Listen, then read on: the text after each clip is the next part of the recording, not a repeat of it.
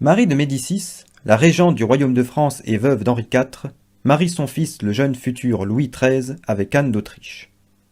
Le mariage est bien plus de raison que d'amour.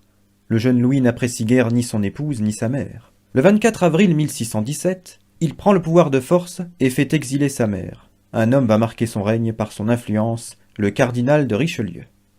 Au début, le roi Louis XIII décide de reprendre le combat contre les protestants, avec notamment le siège de La Rochelle. Puis il doit affronter le complot des grands, des seigneurs et autres gentilshommes qui se liguèrent contre lui autour de son frère Gaston d'Orléans. Avec l'aide de Richelieu, il n'hésitait pas à user d'une répression féroce contre ses ennemis. Cependant, son épouse la reine n'appréciait pas sa politique. Elle lui reprochait notamment son hostilité envers l'Espagne. En effet, Anne de Habsbourg était liée par sa famille à la couronne d'Espagne et souhaitait donc que la paix régnât entre les deux royaumes. Mais le roi et Richelieu ne l'entendèrent pas de cette oreille, et engagèrent donc la France dans la guerre de 30 ans. Cette guerre européenne se déclencha en Bohême quand le prince catholique Ferdinand voulut débarrasser son État du protestantisme. Mais les représentants de ces derniers ne se laissèrent pas faire, et ce fut l'épisode en 1618 de la défenestration de Prague. À la suite de quoi, les Tchèques en majorité protestants répudièrent leur monarque et en élirent un nouveau, et au même moment, le roi rejeté obtint la couronne de l'Empire germanique. Il s'attaqua ainsi à la Bohême. Ces événements eurent pour conséquence de renforcer le catholicisme dans l'Empire. Les royaumes protestants du Danemark puis de la Suède réagirent, mais sans succès.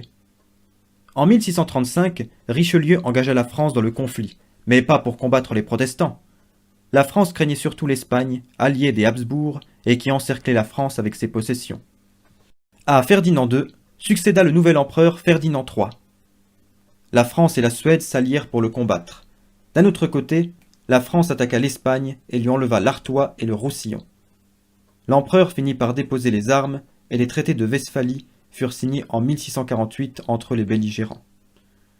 La France y obtint la souveraineté sur les 3 évêchés, Metz, Toul et Verdun. La même année, l'Espagne donnait l'indépendance aux Pays-Bas, qui devinrent les Provinces-Unies. La guerre entre Français et Espagnols dura encore 10 ans. Les Anglais apportèrent leur aide aux Français et gagnèrent ensemble la bataille de Dunkerque. Le roi Philippe V d'Espagne accepta en 1659 la paix des Pyrénées. La France en sortit renforcée et dans le nord de l'Europe, la Suède devint prépondérante.